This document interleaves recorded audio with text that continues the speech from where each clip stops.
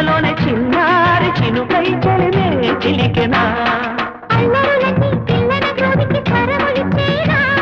కళ్ళెగ చేసి కిన్నెర కాలికి సరళి నచ్చేనా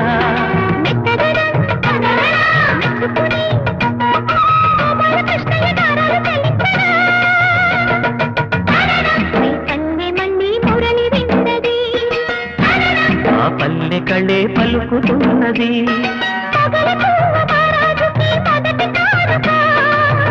మనసు వింటున్నది ఊరడి గీతిగా